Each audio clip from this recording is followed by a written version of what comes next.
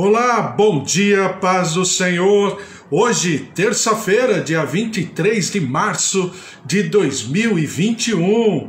O dia, o momento, com certeza todo o espaço e tempo que o Senhor preparou para que nós pudéssemos viver. Ao Senhor todo louvor, toda honra e toda glória. Eu já te falei, né? Eu sempre agradeço a Deus pelo dia.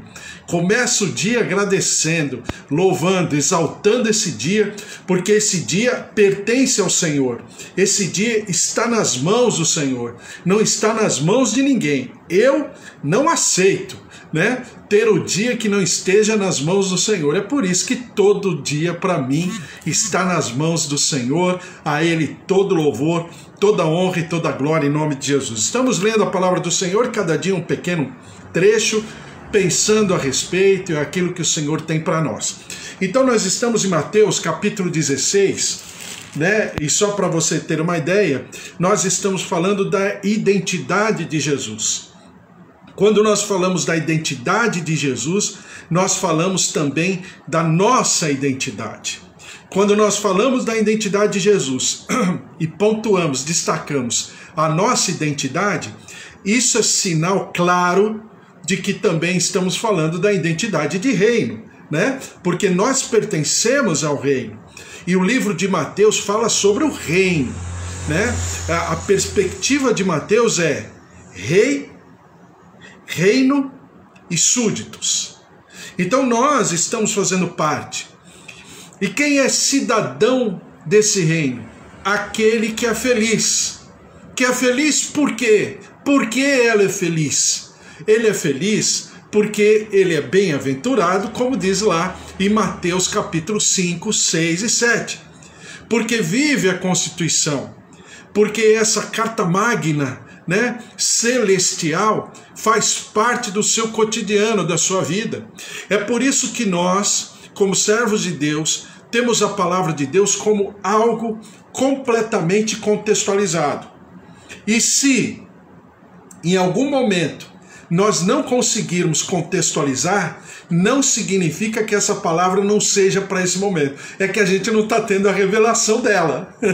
Então, a nós cabe buscar no Senhor sempre a revelação do Senhor. Então, Mateus capítulo 16, na confissão de Pedro, que nós estamos lendo nesses dias, diz assim: indo Jesus para os lados de Cesareia de Filipe. Já falei para você que Filipe é um dos filhos do grande Herodes, né? Herodes tinha 4 filhos, né? Entre eles tinha Filipe. As pessoas chamavam de Herodes Filipe, né? Por exemplo, Herodes da região de Jesus, que é o outro filho de Herodes o Grande, chama Herodes o quarto, né? Ou Herodes Antipas, né? Então, significa o quê? Que esse lugar onde Jesus foi com os discípulos era uma região que fazia parte já quase divisa, né, com a Assíria. Hoje nós chamamos aquela região de Israel, né, diante das colinas de Golã, né, onde está hoje geograficamente falando. É o Monte Hermon, fica a 50 quilômetros do mar da Galileia ou do lago de Tiberíades. Ele fica mais ou menos 150 quilômetros de Jerusalém. Alguns dizem que é o local, vamos chamar assim, mais distante, mais ou menos, que Jesus foi, né? Fora dos limites de Israel. Por quê?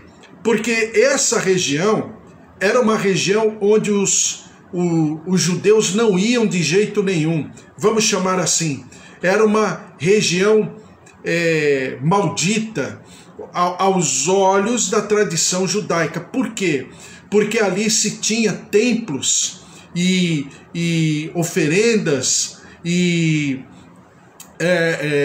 cultos a várias entidades, e a principal delas é exatamente onde ficava o templo de Panis, né? Que era uma região, né? Panis vem do deus Pan, que significa, vamos dizer assim, o Deus da festa, o Deus da alegria, entre aspas, né? E a figura desse Deus, só para você lembrar, a gente assiste em filmes, esses filmes que tem sessão da tarde e tudo, né? Que vamos dizer, a imagem de um ser humano, de um homem, ser humano, barbudo, de orelhas pontiagudas, né? E do seu dorso, da região do seu abdômen para baixo, ele tem como se fosse patas de bode, né? E do dorso para cima, uma figura humana, né? Geralmente tocando flauta. Então é essa figura desse Deus, dessa região, dessa entidade. E aí você vai falar, mas o que tem isso a ver? Isso, naquela época, era uma entidade muito falada, principalmente na área da arte, na área da música, na área do entretenimento. Mas do outro lado, essa entidade também, entre aspas, né, eu estou falando da cultura da época, essa entidade andava pelas florestas à noite, espantando, atormentando e deixando as pessoas, segundo a cultura mitológica grega, né, espantando, deixando as pessoas com muito medo. Lembre-se daquilo que diz a palavra do Senhor, só para você lembrar, o que diz a palavra do Senhor no livro do Salmo, capítulo 91. Salmo, capítulo 91, que diz assim: o que habita no esconderijo do Altíssimo e descansa à sombra do Onipotente, diz ao Senhor, meu refúgio e meu baluarte, Deus meu, em quem confio. Pois ele te livrará do laço do passarinheiro e da peste perniciosa. Cobrir-te-á com as suas penas e sob suas asas estarás seguro. A sua verdade é pavês e escudo, não te assustarás do terror noturno. Então, a palavra do Senhor também prescreve certas entidades em situações espirituais, e essa entidade era exatamente, para a cultura judaica, uma entidade, vamos dizer assim, demoníaca, com certeza, e que assustava, aterrorizava.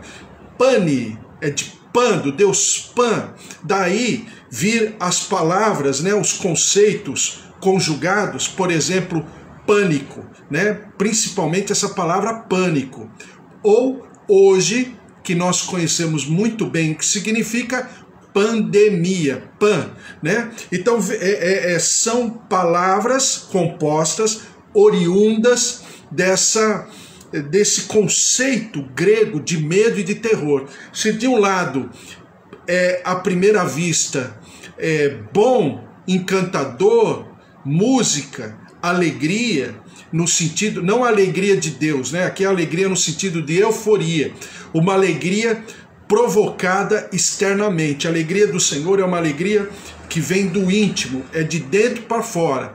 E essa alegria aqui é de uma alegria que é necessário de vamos chamar assim, de entorpecimento, é algo que vem de fora para dentro, tá? Daí essa situação espiritual. Aí você vai falar, mas por que você está falando tanta coisa assim? Exatamente para você entender o ambiente. Nós temos que contextualizar a partir de um ambiente. Eu não estou criando nada aqui, eu não estou inventando, está escrito, né? Então é exatamente esse ambiente que causava aos judeus, porque eles significam uma outra, vamos chamar assim, um outro ambiente espiritual. Os judeus não gostavam desse outro ambiente espiritual. Veja como as situações espirituais, elas se manifestam. Assim como nós sentimos hoje em alguns lugares que a gente vai. Então, para o judeu, ir naquele lugar era uma questão de maldição. Era mais do que tocar num leproso, era mais do que ter a sua mesa desculpe, né? Uma mulher no ciclo, por exemplo, que para eles estava impura, tinha que ficar separada, era muito mais do que tudo isso. Então o judeu não ia para aquele lado. Agora, um rabino judeu, muito menos. Agora, Jesus Cristo naquele lugar, meu Deus, nem se pensava nisso.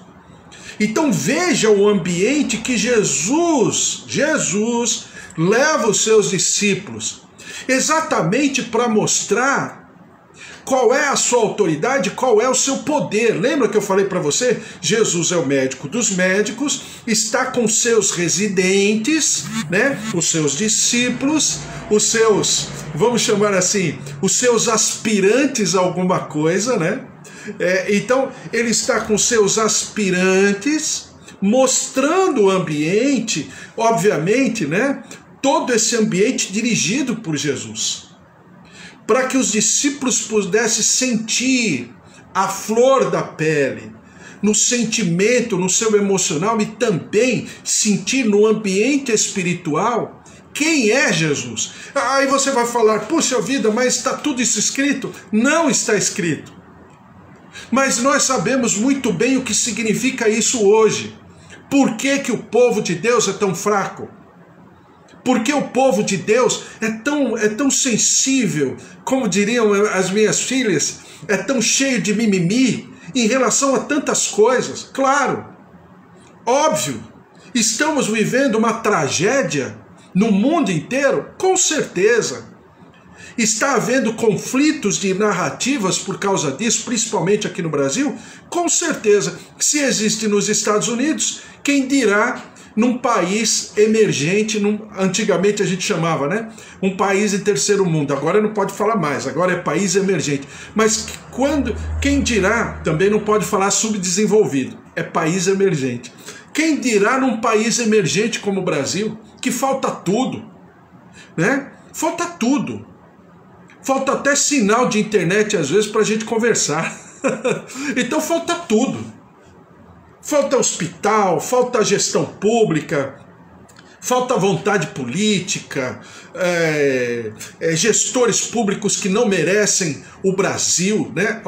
Melhor dizendo, contrário, desculpe, vou reformular. O Brasil não merece esses gestores públicos que o Brasil tem, né? Principalmente no âmbito municipal, estadual, meu Deus.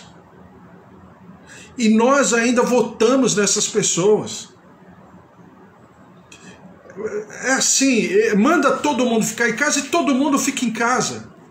O brasileiro até, né, nesse sentido, olhando com os olhos bons, é até delicado, é até, né, porque poderia se levantar a respeito. Por quê? Ninguém está falando para se levantar também, porque não é o remédio. Mas alguém que manda fechar tudo, pura e simplesmente, fecha tudo. Mas não dá a contrapartida disso, né? Vou fechar. Mas haverá desconto, carência de imposto, de luz, de água, Não, aí você se vira, eu só estou mandando fechar. Não, então isso não é gestão pública, né? É você transferir o problema para o outro, né? Um bom administrador não faria isso. Não faria, porque depois ele sabe que alguém vai ter que pagar essa conta. Então, você percebe tudo isso? E também eu não estou contrário ao lockdown ou ao isolamento, não. É que precisa haver uma linha de raciocínio. O que a Bíblia fala a respeito? Então a Bíblia fala a respeito que aquele que está enfermo, ele precisa ficar o quê? Ele precisa ficar numa equidistância dos outros, né? A gente chamaria isso de isolamento, mas quem fica de quarentena é quem está enfermo, e não a população ao redor.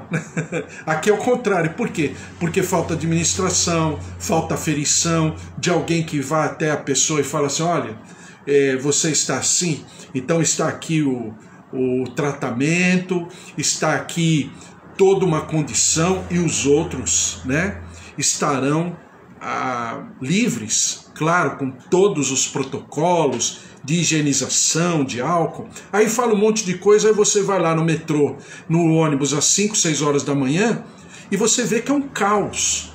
Então isso não é gestão pública. Enfim, mas nós vivemos em situação parecida, onde o pânico, né, essa entidade está como que livre, ou tendo da sua autoridade, né, ainda que as pessoas ignorantemente não saibam, e fortalece essa situação.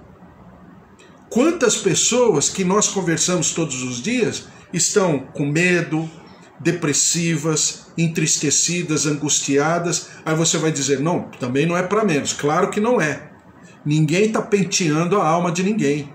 Ou ninguém também está sendo cruel. Não, duro, frio. Não, não é isso. Mas nós de dentro, que conhecemos o nosso Deus, somos um povo forte. Exatamente o que Jesus faz. Jesus leva os seus discípulos, eu estou falando todo o ambiente para você entender. Jesus leva os seus discípulos àquela região chamada Cesareia de Filipe.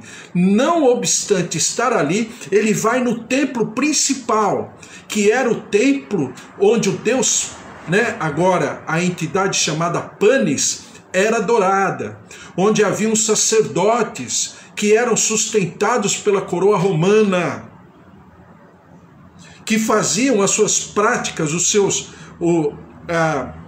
vamos dizer, as suas práticas ocultistas, porque esse templo tinha uma passagem, um caminho todo tenebroso, todo obscuro, e essa passagem levava a uma caverna que fica no pé do Monte Hermon, no nascedouro principal do Rio Jordão, né, que 50 quilômetros à frente, abaixo, né, alimentará o Mar da Galileia, que é o Rio Jordão. Então você percebe o quê?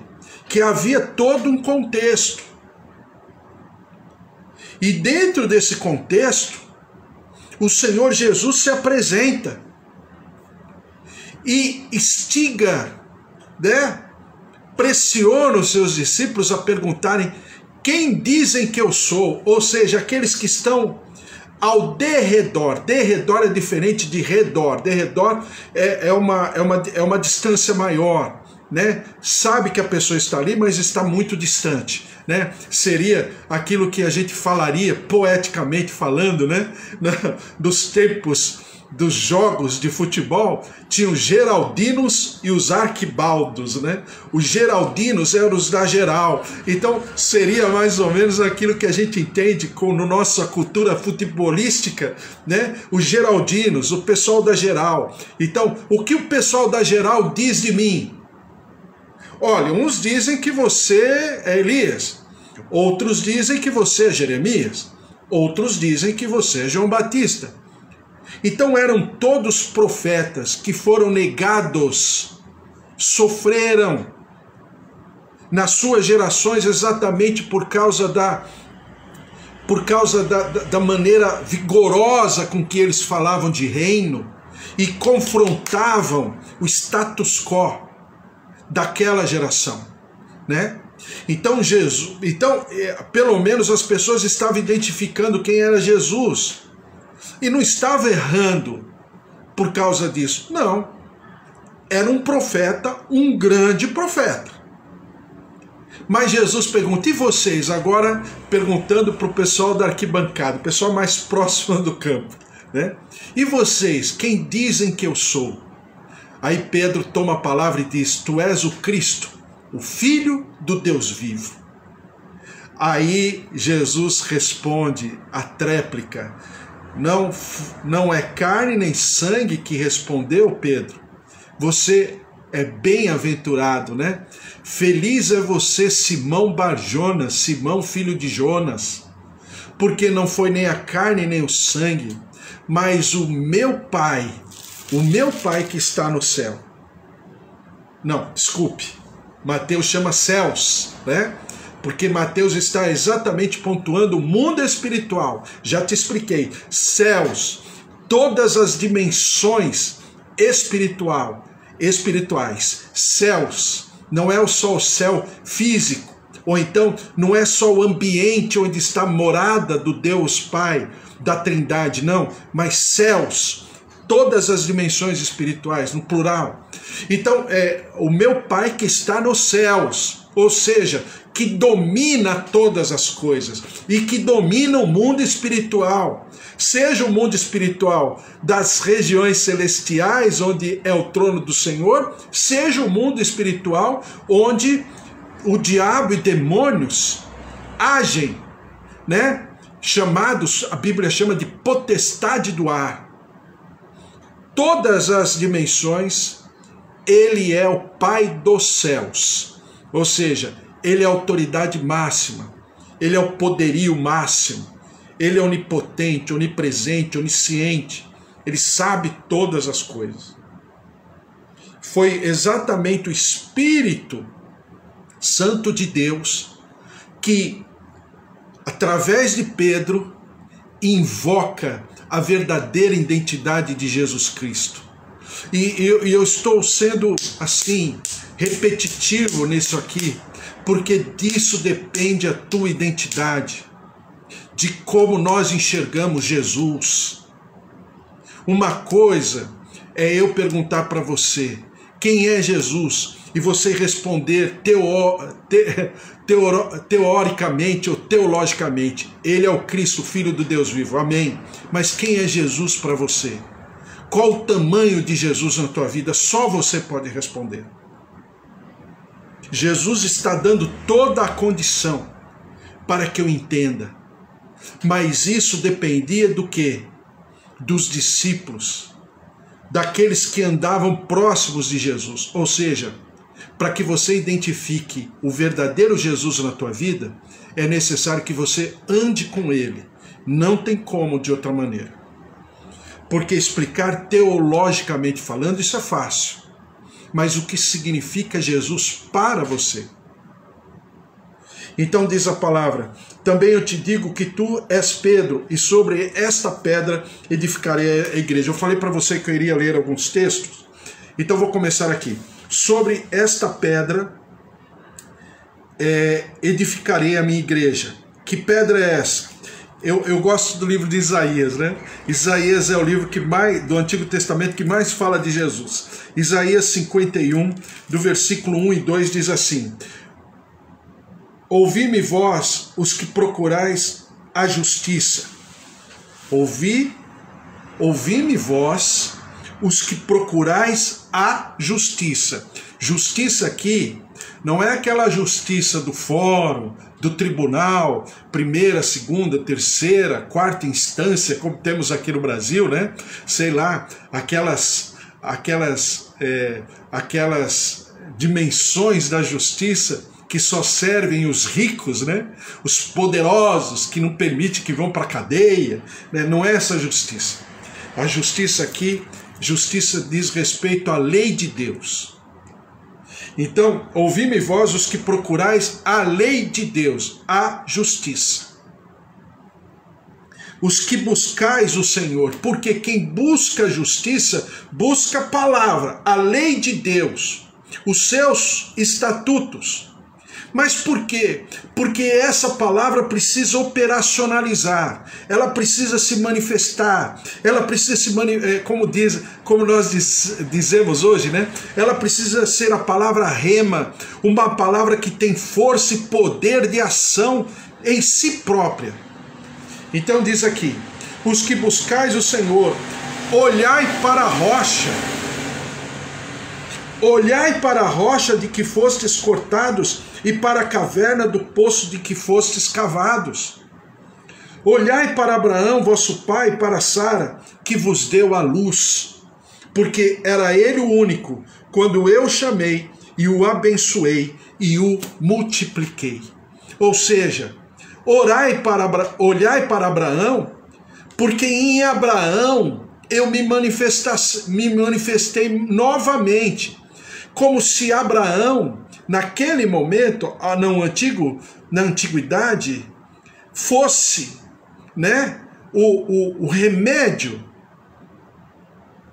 através do qual seria inoculado a maldição trazida por Adão em Abraão. Daí nós sermos descendentes de Abraão em Jesus Cristo. Então ele diz: olhai para a rocha, né? Porque para a rocha de que fostes cortados, ou seja, nós temos que olhar para aquele, como pedras que fomos cortados de uma rocha, que essa rocha tem nome, Jesus Cristo, a rocha eterna, porque para ele, e através dele e sobre ele, estão fundamentados toda a nossa condição de herança. E em Abraão, para nos multiplicarmos, para nos manifestarmos. Olha que palavra maravilhosa.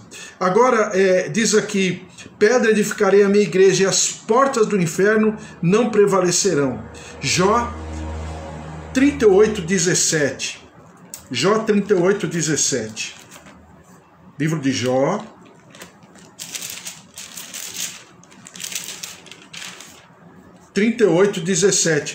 Porventura te foram reveladas as portas da morte? Ouviste essas portas da região tenebrosa? Olha só, no tempo de Jó, no tempo da antiguidade, Jó já havia profetizado em Deus o que significavam essas portas, que eram portas da morte, do inferno, né? No hebraico, Sheol, no grego, né, Hades, que é exatamente o que Jesus está falando, que as portas do inferno não prevalecerão. Prevalecerão diante de quem? Da rocha. Foi a rocha que foi até as portas do inferno. Veja, não é apenas uma figura, porque é também uma figura de linguagem, né?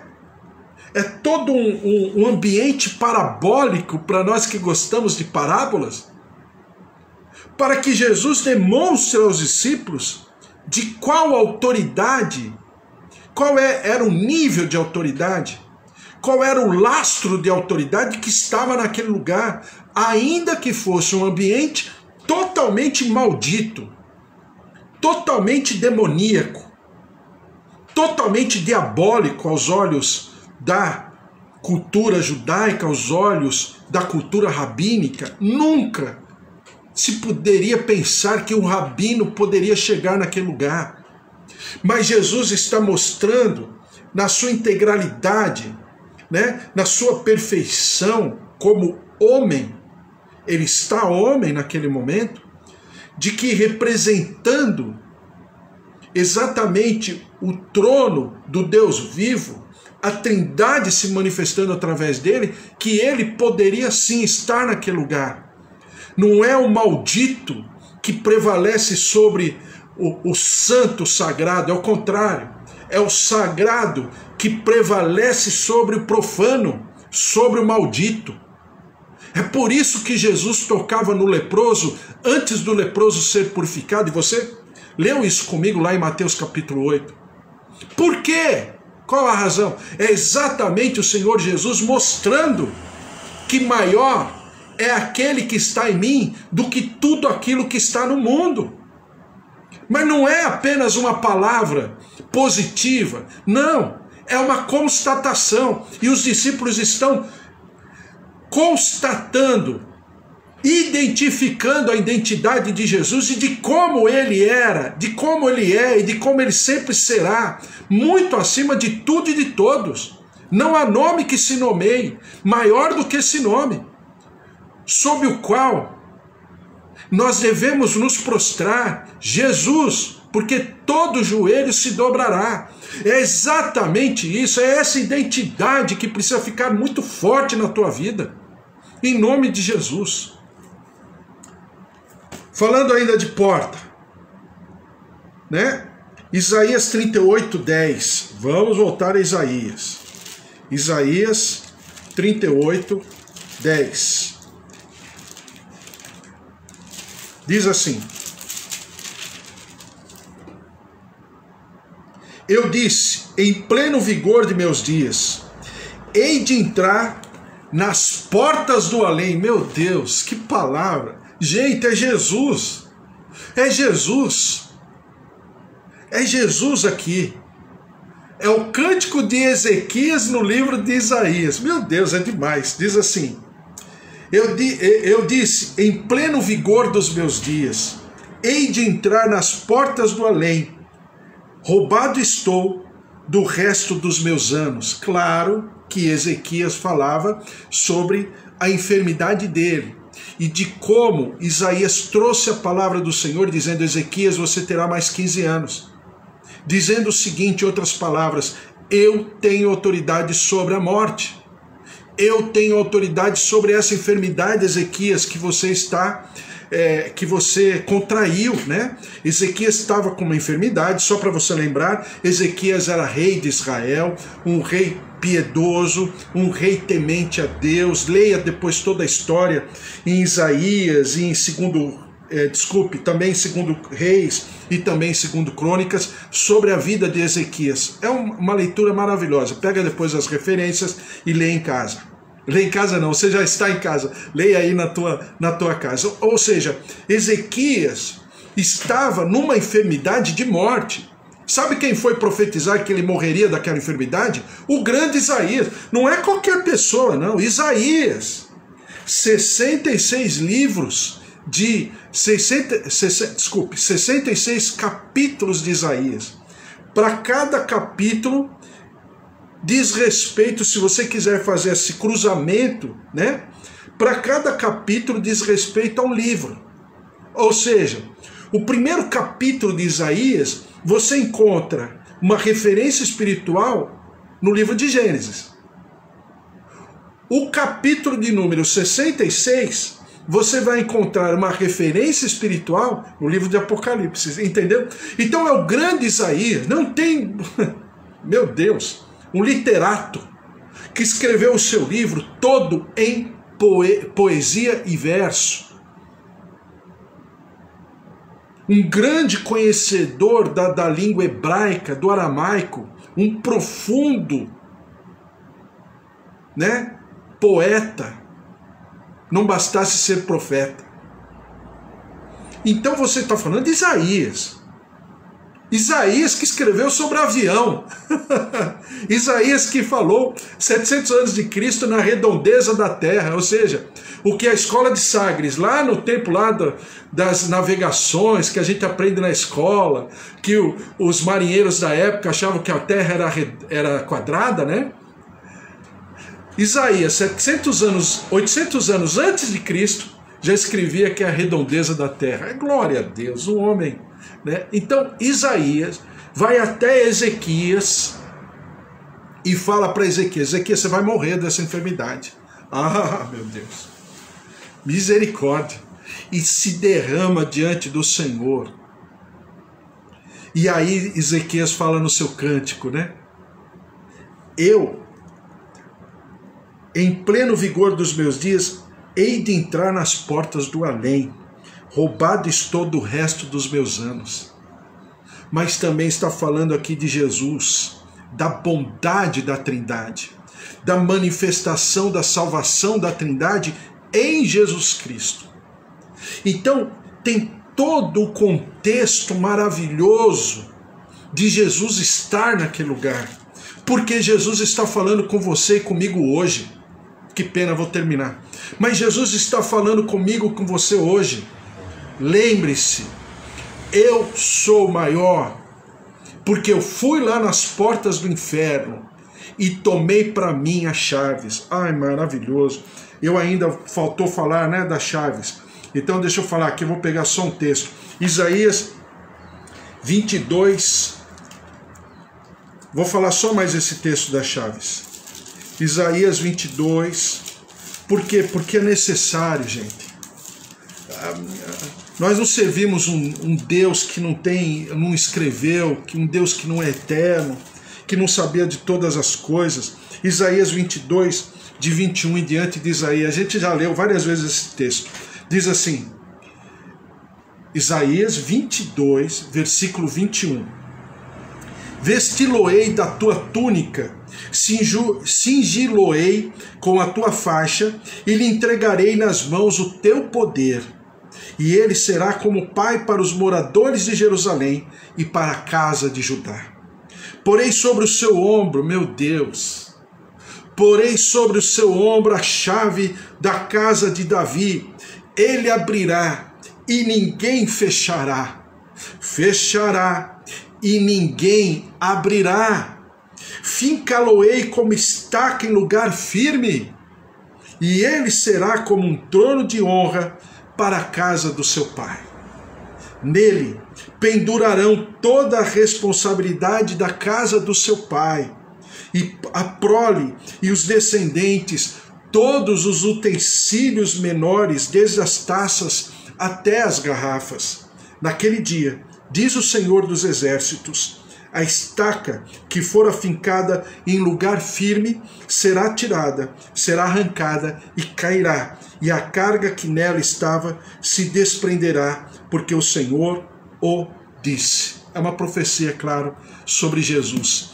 E o que significam essas chaves? As chaves eram coisas grandes que precisava colocar sobre os ombros, mas os anciãos daquela época carregavam as chaves das portas. Eu já falei para você que porta significa autoridade, uma autoridade reconhecida, uma autoridade reverenciada no sentido humano, respeitada, temida.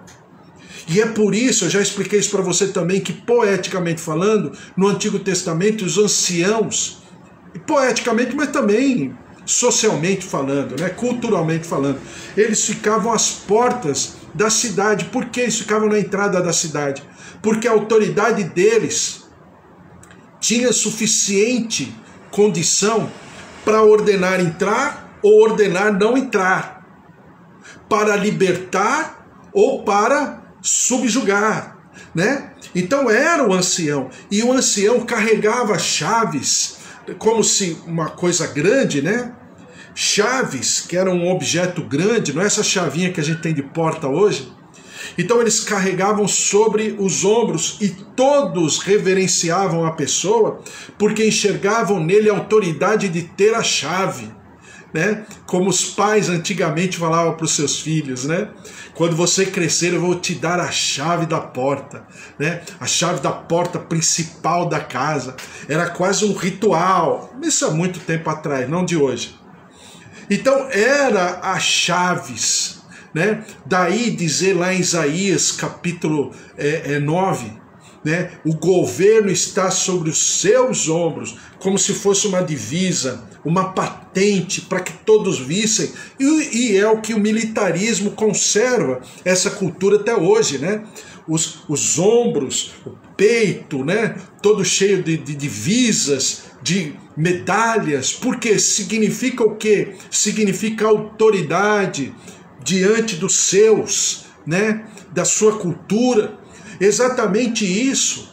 E olha que o Senhor fala, chega, não vou ler mais, dar-te-ei as chaves do reino dos céus, o que ligares na terra terá sido ligado nos céus, e o que desligares na terra terá sido desligado nos céus. Também fala lá em Mateus 18:18 e também João 20:23, não vou ler mais, mas significa o quê? Significa autoridade delegada, aquele que tem autoridade, porque ele fala na própria palavra, lógico, a gente vai passar por esses textos ainda, ele fala, toda autoridade me foi dada, e eu vos envio. Ou seja, debaixo dessa autoridade, sob essa constituição, sob essa autoridade verdadeira, essa autoridade que não é delegada, mas é uma autoridade constituída, e somente aquele que tem autoridade constituída pode delegar autoridade. E nós temos como igreja, na nossa comunhão, na nossa condição como componentes desse corpo místico de Jesus Cristo, nós temos essa autoridade delegada em Jesus Cristo, para que exatamente esse reino se manifeste e as portas do inferno. E agora você entende porque o Senhor está falando, as portas do inferno não prevalecerão. Ou seja, não tem Deus Pan, né? Ou Deus Panis, coisa nenhuma. Ou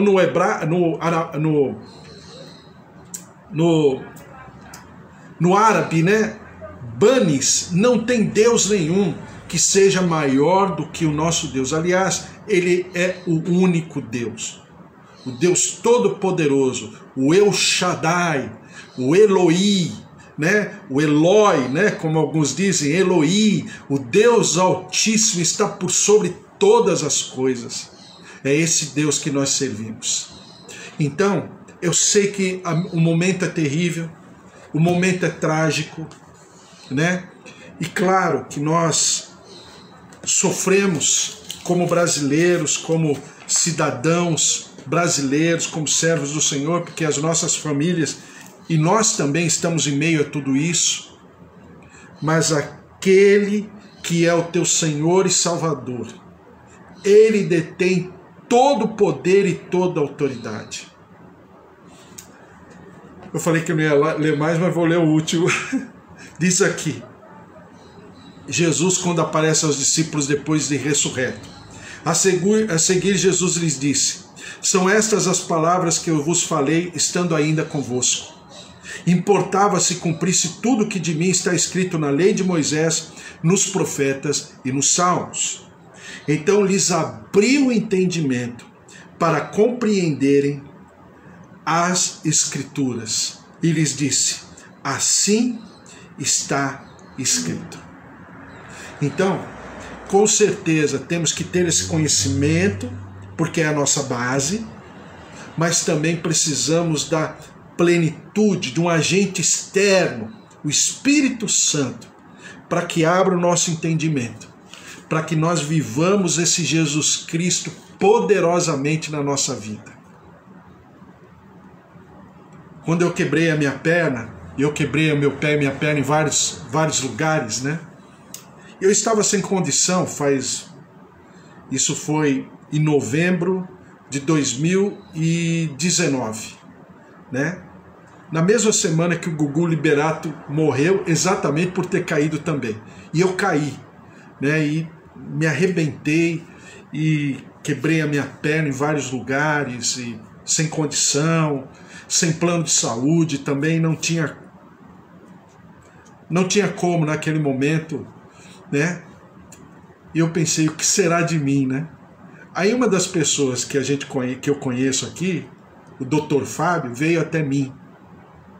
E eu estava orando com muita dor e tudo, né?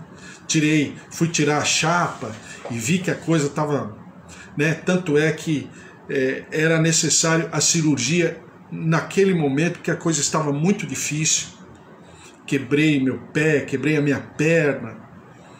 Então, e as minhas filhas perguntaram para mim, o que vamos fazer? Eu falei, em primeiro lugar de tudo nós vamos orar.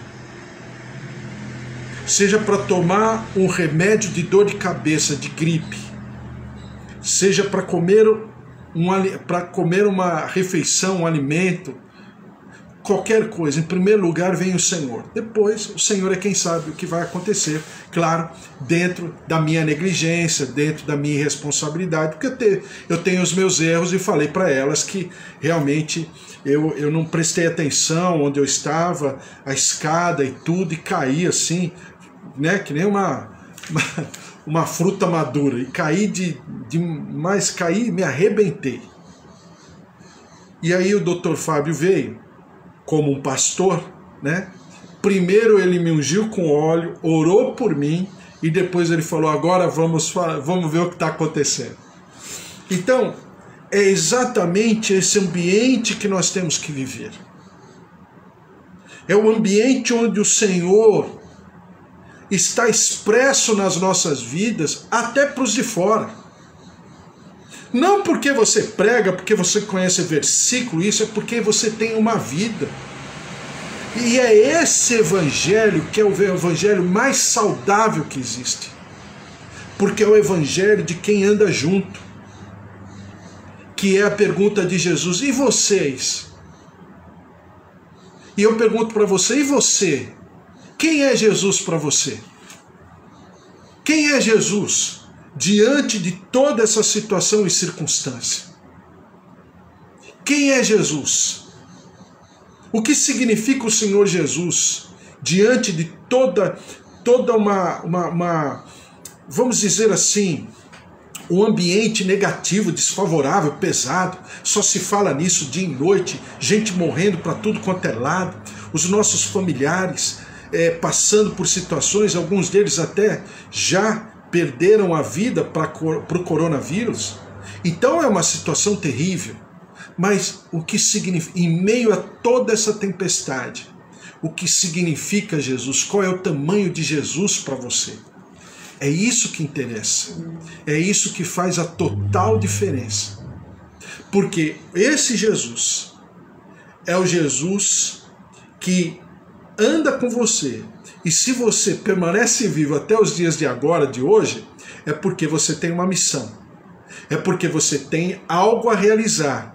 Você tem um propósito de Deus na tua vida. Eu sempre falo, né? A questão não é ser curado pelo Senhor Jesus, porque Jesus é cura. Por onde ele vai, por onde ele passa, ele faz o bem, diz a Bíblia. Não é essa a questão. A questão é o que eu vou fazer depois do milagre. Porque se eu sou um milagre vivo, significa que eu tenho responsabilidade sobre esse milagre.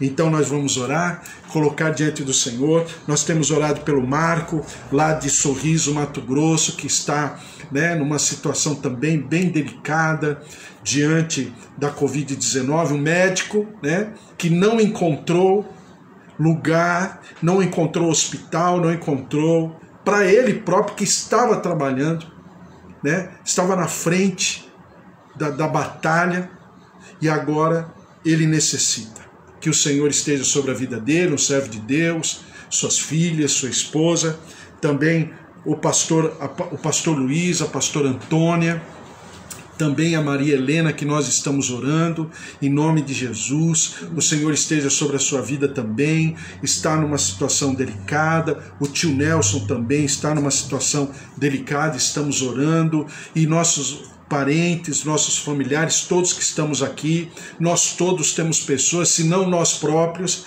né? Alguns de nós estamos ouvindo isso que eu estou falando para você lá no leito, lá no hospital, lá na UTI, e nós estamos orando e colocando diante do Senhor. A Silvia está falando, sim, em concordância, claro, em concordância na nossa comunhão, né, Silvia?